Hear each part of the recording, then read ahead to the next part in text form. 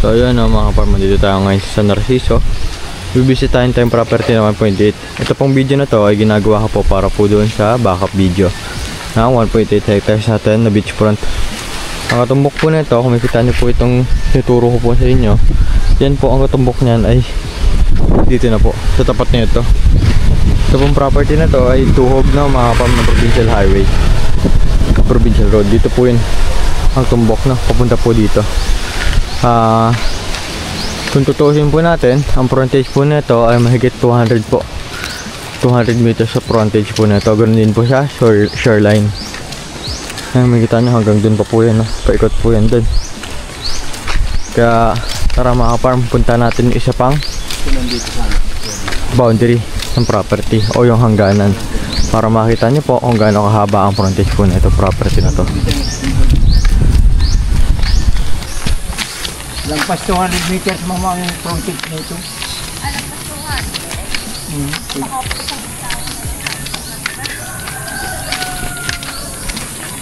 200. Makukompute naman yan ma'am kasi ito ay ko na eh. Ay ito, 30.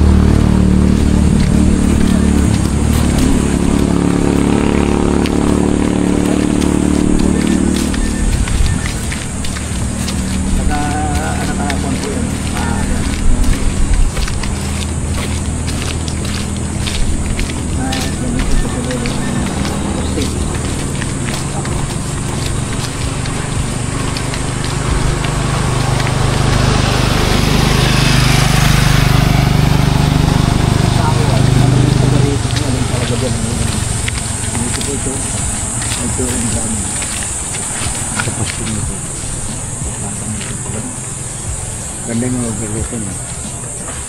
So mga kapama, makikita nyo po, ito po yung katumbok po ng property. Ito. Yan. Packet po yan dun sa taas. Hanggang dun po. No? Ayan po yung katumbok ng boundary ng property. Kaya napakataas po talaga yan. Hindi po totally sobrang taas talaga. Pero mayroon po kayo overlooking po sa dagat. Kung yan po ay mapapalinisan nyo po. Kaya ang kain naman po dyan ay maganda po ay mapalinisan yan para wala ko kayo magiging problema. At pwede nyo pong pagtayuan ng mga rest house. Hanggaan na yan, may muon mo doon. Ay, may muon po dyan. Tapos packet. Oo, packet po na. Pabay-bay ko lang. May mga kabahayan pala. Bata mo ni Sir Lucas, panulak.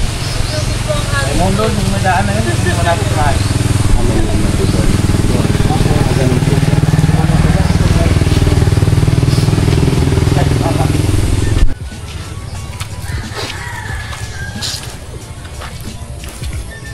So ayun mga farm, mamaya ay titignan pa po natin yung titulo. Tignan natin kung ilan po ang mababawas dahil po ito yung nadaanan ng kalsada. Hindi pa po ito nababawas sa 1.8 hectares. Kaya malalaman po natin ito mamaya kung ilan po ang mababawas sa sukat na lupa. Dahil ito po ay di pa nikakaltas ng mga farm. Kaya ang kain naman po dito ay may overlooking lang po siya dito sa property.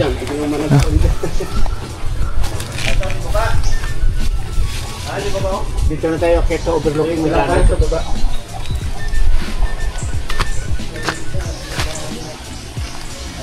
Dito na tayo daan. Andito daw yung moon. Okay lang yan, sapat na yan. So yan, ang mohon po yan na mga farm. Punta po yun doon. Tapos diretso naman po yun pataas. Diretso po pa ganun. Hagit na ni ate yung CR po na yan eh. Ayun po yung kalsada. Kita niyo po yung kalsada. Pumasok lang po kami dito. Hanggang dyan po yan. Packet na po yan. Trakin na po natin para makita po natin yung buong property o yung overlooking. Dulas na ito.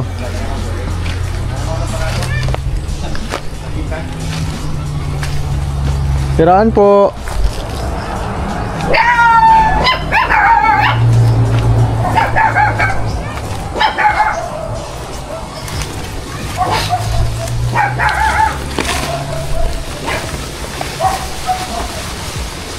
Ayan o mga farm. May sako pa rin po pala mga pinya to. Yan. Mga pinyang tanim pa rin po pala ito. Bukod po sa puno ng niyog. Yan. Meron pa rin po pala ito mga pinya. Yan mga farm.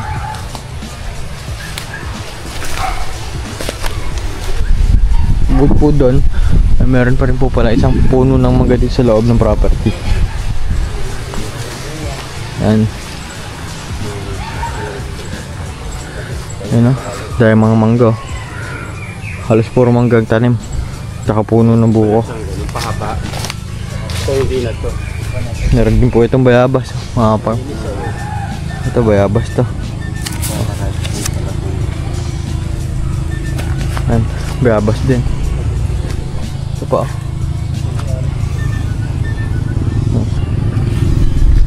Ayan, puro bayabas.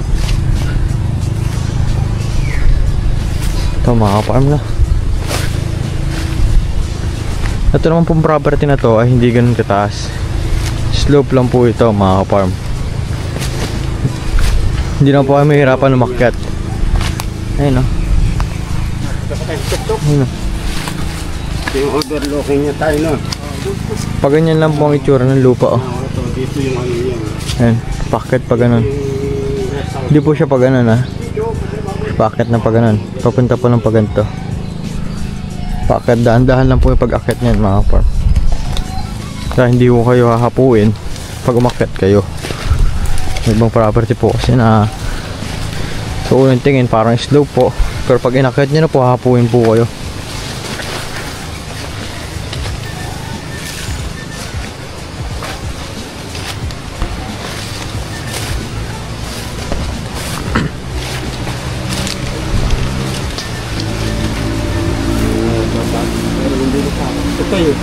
Tay. Kabila. Parang Kabila. hindi na sakop to tayo. Dito tayo sa kabila. Hindi na diretso eh. Lampas na tayo sa ano ng bahay. Huwag din doon tayo. Okay dito. Oo. Dito tayo. Lampas na. Ayan, makikita niyo po ano. Yun po ang taas ng property. Dito lang po yung baba. No? Yun po yung mismong ano, kalsada.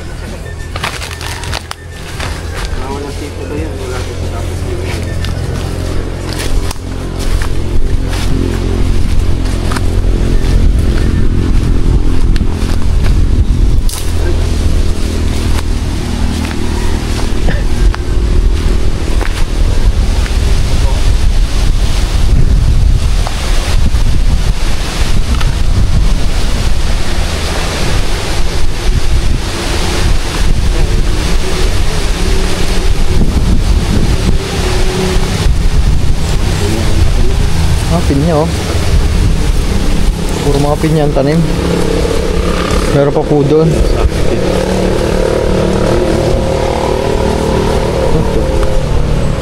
Meron pa naman doon kuya. Pinya pa.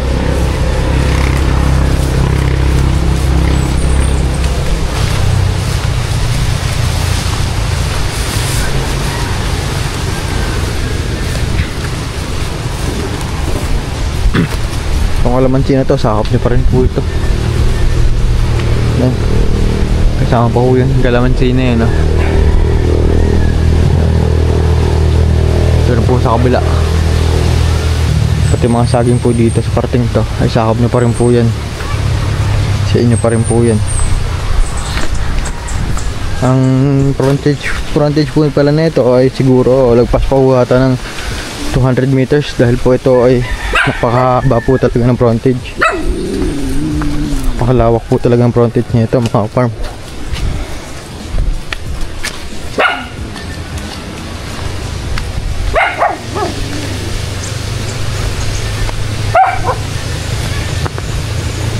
Ayun o. Ito po yung muhon o.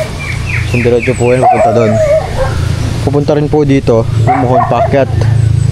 Ang makikita nyo po, ganun kalapad yung property nyo. Ganun din po yung sa kabila. Halos magkasukat lang din po sila. Kaya ayan mga farm no, pinapakita ko po sa inyo to para po malaman nyo po yung sukat ng lupa. Dahil po ito ay hindi natin napuntahan nung nakaraan. Hindi po natin nalibot dahil po ay may kasukalan nga po. Kaya ito po ay hindi natin nalibot nung nakaraan.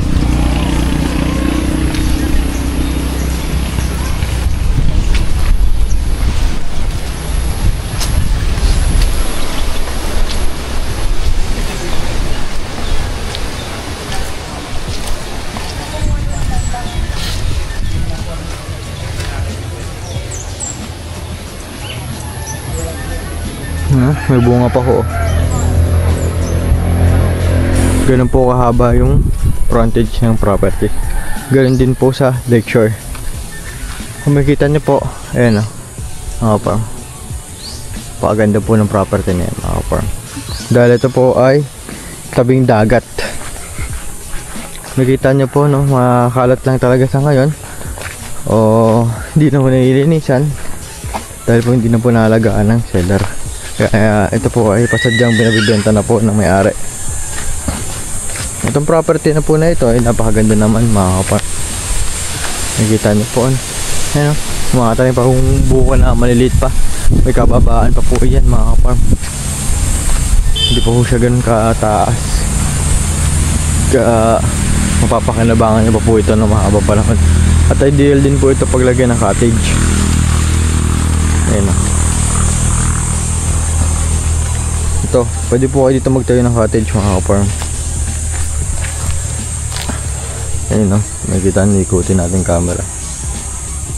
Yan, papalinisan nyo lamang po ito para makita nyo po yung ganda ng property. Yan.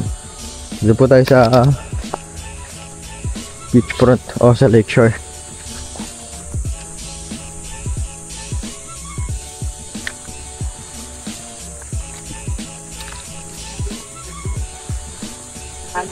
Papagmanan ng ating community. Paghihirapan naman kaya. Ano ba yung natin? Makapuno yun. Walang buong ganun kalak.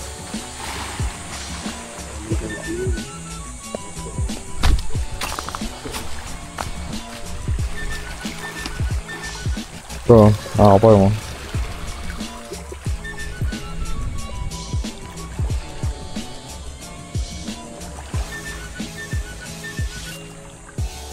Yung unang video po natin ay high tide po yun.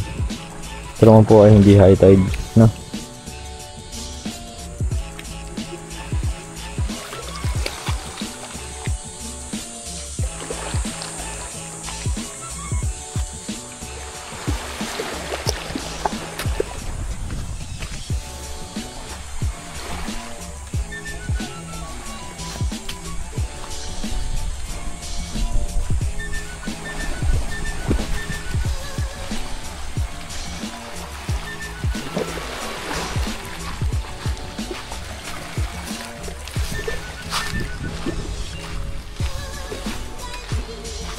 Ito po mga farm.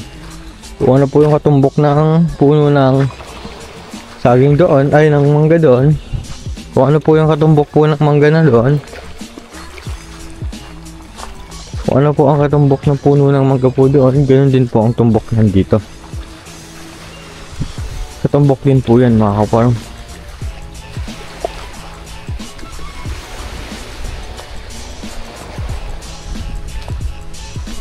Ayan oh. Ito po yung puno ng mangga. Hanggang dito po yan. Dito po nagsisimula ang shoreline. Tapat po niyan. Punta po yan doon. Mahaba-haba pa rin po yan mga ka-farm. Ito naman pong property na to, kung palilinisan nyo po ay napakaganda po nito. Dahil po ay no, hindi naman po basta-basta tutuyo ang tubig dito. O lumalayo. Kasi po, Rainbow Beach po na lumalayo yung tubig pagka sumikat na ang araw. Yun naman po ay low tide na low tide mga farm.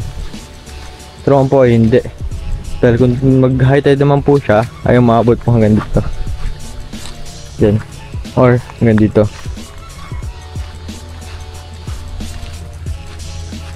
Ano mga farm.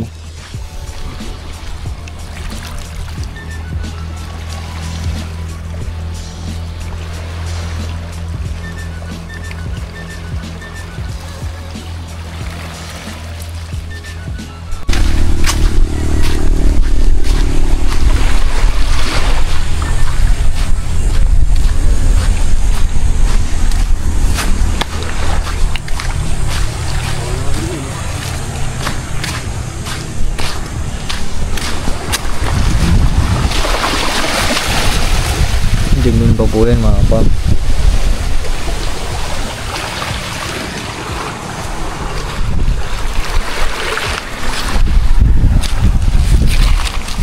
Dito, parang yung auto.